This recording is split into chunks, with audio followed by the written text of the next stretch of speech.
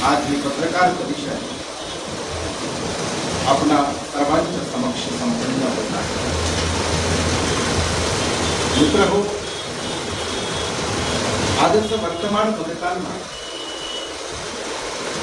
नेमकं कशा प्रकारे जागतिक स्तरावर जे युद्धजन्य परिस्थिती उत्पन्न झालेली आहे, या युद्धजन्य परिस्थितीतून कशा प्रकारे एक माणूस माणसाचा शत्रू बनलेला आहे, यावर सर्व बघत आहोत। आम्ही ज्या विचाराशी एकनिष्ठ आहोत, आम्ही जो विचार घेऊन जीवन जगत आहोत, त्या तथागत भगवान बुद्धांनी युद्ध नको याच भावनेतून आपलं सर्वस्व त्यागलं आणि सर्वस्व त्यागल्यानंतर ज्या वेळेला त्यांच्या जीवन प्रवासामध्ये अशा प्रकारच्या काही विकृत आणि वेगवेगळ्या प्रकारच्या हिंसक बाबी लक्षात आल्या, तेव्हा त्या हिंसक बाबीला आपल्या कारुण्याच्या आधारावर त्या बाबींमध्ये परिवर्तन घडवून नवी व्यवस्था समाजाला प्रदान करण्याचं काम भगवान बुद्धांनी केलेलं आहे। आणि म्हणून आपण सर्व जाणता की इतिहासाचा मागोवा घेत असताना लाखो अंगुलीमाल असेल की त्यानंतर त्या ठिकाणी आपल्या समोरचं महत्वाचं उदाहरण ते म्हणजे सम्राट अशोकाचं,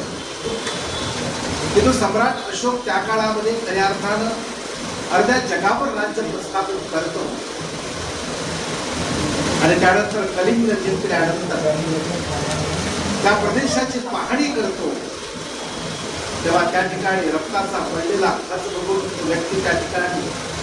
त्याचं मन द्रवतं आणि शेवटी बुद्धाच्या विचारातून तो स्वतःमध्ये परिवर्तन घडवून एक समता, स्वातंत्र्य, बंधुत्व आणि न्यायाची व्यवस्था जी बाबासाहेबांनी वर्तमानात निर्माण केली ती त्या काळात निर्माण करतो। हा धर्माचा विजय आहे। आणि म्हणून बाबासाहेब आंबेडकरांनी या देशामध्ये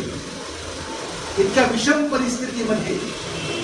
जीवन जगत असताना, संघर्ष करत असताना कधीही रक्ताचा थेंब न सांडवता परिवर्तन आणण्याचंच काम केलं। आणि म्हणून त्या बुद्ध विचारातून बाबासाहेब आंबेडकर प्रेरित झाले आणि तो विचार त्यांनी आम्हाला प्रदान केला। ज्या विचारातून खऱ्या अर्थानं करुणा मैत्रीची शिकवण आम्हाला प्राप्त होऊन आम्ही आमचं जीवन जगत असताना जर जागतिक स्तरावर अशा प्रकारची युद्धजन्य परिस्थिती जर उत्पन्न झाली तर ज्या विचाराचे पाईक आम्ही आहोत त्या अनुषंगाने आमची जबाबदारी करते ते निश्चितपणे आपल्या माध्यमातून जे काही चुकीचं असेल, जे काही विद्रोहाचं असेल,